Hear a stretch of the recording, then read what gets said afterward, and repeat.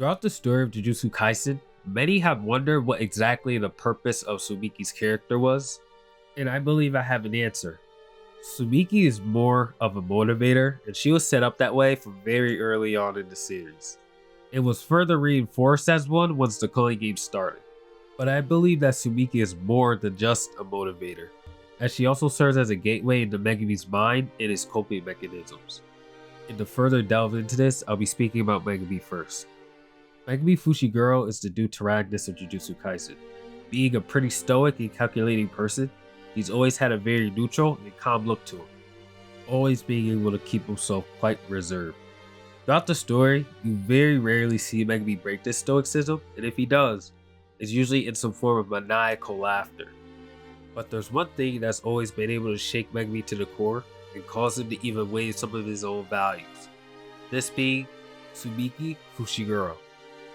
Tsumiki Fushiguro is the stepsister of Megumi Fushiguro, being adopted by Satoru Gojo alongside Megumi when both of their parents were no longer present within their lives. Tsumiki throughout the story is adored by Megumi to no end, and saving her from Kenjaku in the Koli Gate is his primary motivator for majority of the story. Tsumiki's role is established quite early on for the audience, which is by having her play the role of the sleeping beauty for Megumi to eventually save and push himself to no end for. But why is this? Except for her being Megumi's sister, why does Megumi adore her so much and seem so desperate to save her? I believe the answer to this lies within their past, where Megumi was a middle school delinquent and was confronted by Tsumiki to be scolded about his fighting in school. With Tsumiki saying to Megumi, "I thought you wouldn't fight anymore," to which Megumi responds to Tsumiki by saying, "Don't act like you're my guardian, you gross me out." And then Tsumiki throws a carton of milk at Megumi in response, apologizing due to it being full of milk when she thought it was empty. Now, I'm someone who believes that Gege Akutami puts every panel he writes into the story for a significant reason, and I believe that this is here to communicate what Megumi and Tsumiki's relationship was truly like before she was placed into a coma to the audience. Let's truly examine this scene though. First, Megumi is shown to be very distant and cruel to his sister, rejecting all of her attempts to reach out to him and advising him as to why he shouldn't be fighting in school, shunning her attempts at being an older sister away and proceeding to call her gross. Then Tsumiki's joint reaction to these insults from her brother is a violent one, throwing the milk right at his head. Although she didn't know it was full, it was still something that was thrown with the intention of hitting Megumi, as she apologizes for the milk being full, but never apologizing for actually hitting Megumi. What's interesting to point out here is that Tsumiki doesn't use violence towards Megumi when he clearly did wrong and broke his promise to her of not fighting, but she uses violence when she was insulted by him. Megumi does make Tsumiki out to be this angel of an older sister, but the fact that this is the extended memory of the interaction between them that was shown, this can indicate that Megumi and Tsumiki fought quite often. You also have to remember that Megumi and Tsumiki were both children who had no parents in their lives, the two having nothing but each other in this world, and they couldn't even properly communicate. Of course, they may have felt differently in these scenes because they care for each other more than anything else in this world, but even so, you could tell that they had a rocky relationship. But this is exactly why Megumi struggles so hard for the sake of Tsumiki, because that was likely the last moment that they shared together, as Tsumiki goes on to get cursed by the test of courage almost right after this. When Tsumiki, or Yorozu in this instance, wakes back up from her coma in the hospital, Megumi barely speaks to her, just telling her a basic summary of what's happened and that she can go back to sleep because they haven't solved the problem yet, treating her the same way that he always has, to which even Yorozu, the incarnated sorcerer, believes that Megumi was being cold here. You would think that Megumi would express many feelings for her, how much he missed her, all the above, but he simply doesn't. Had Megumi done this and attempted to genuinely communicate with Tsumiki at this moment, it's possible that he could have figured out something was wrong with her there and then, but he doesn't, he couldn't, and this is nobody's fault but his own. Maybe this is all related to the curse that Reggie had placed on Megumi, but who knows.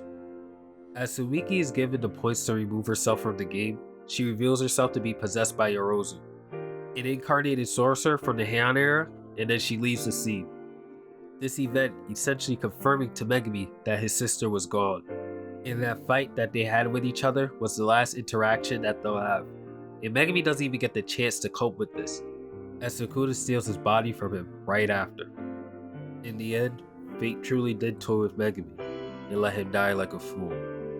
And I believe where fate itself dealt the final blow against Megumi was by having Sukuna fight Yorozu, as Yorozu and Sukuna's relationship throughout the fight seemed to parallel Tsumiki and Fushiguro's with some obvious exceptions. Hopefully, I do not need to elaborate on this. As Yorozu is continuously reaching out to Sukuna throughout the fight, and Sukuna is constantly rejecting her.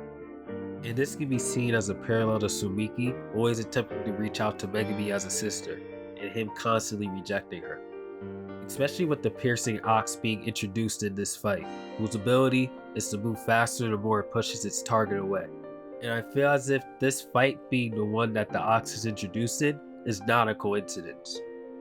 Even Sukuna and Megumi's reactions to their respective counterparts are quite similar. Megumi witnessing this fight and the result of it is what breaks him for good, because it's reminding him of his failure as a younger brother, and his constant rejection of his older sister's care and love for him. And it ends with Sukuna killing Yorozu, which is Megumi killing Tsumiki, but also a parallel as to how Megumi's failures has led to this moment, here and now. This is why Tsumiki had to perish, because of Megumi's failure as a brother, and overall as a sorcerer, is what has led to everything going to shit.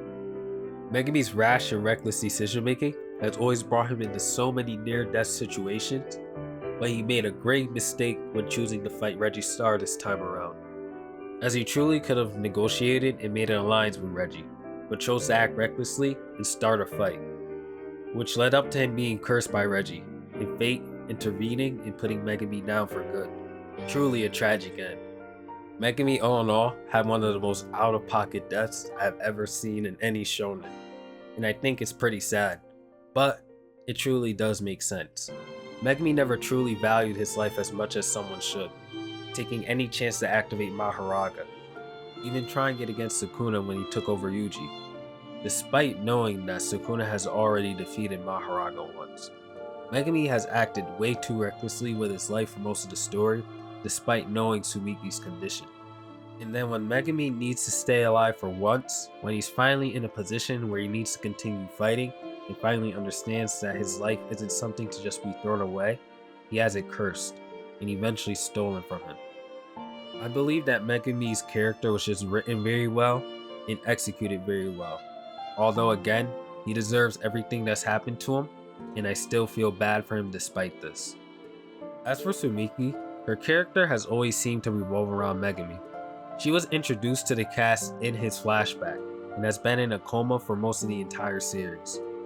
It was made clear early on that Tsumiki was a damsel in distress figure for Megumi to strive towards saving, and although unlike in most stories, he actually failed. However, I think that her character was done very well, as honestly, the cast of Jujutsu Kaisen has more characters than Tsumiki who need exposition. I do believe that the two of these characters had a very complicated relationship, judging from the interactions we have seen between the two, and Megumi's regret taking form in how he idolizes her throughout the entire story. It's a tragic tale between two siblings, and although one is gone, there's a chance that the other could be saved, albeit very little. Simply put, value your life, because your life is more than just you. It affects others now and even more so in the future, so keep that in mind when you're acting reckless. You never know when it can all be taken away from you in an instant. That about wraps up the video. If you enjoyed, thank you so much for watching. I appreciate the support. Leave a like, comment, subscribe, and of course, I will see you all in the next one. Peace.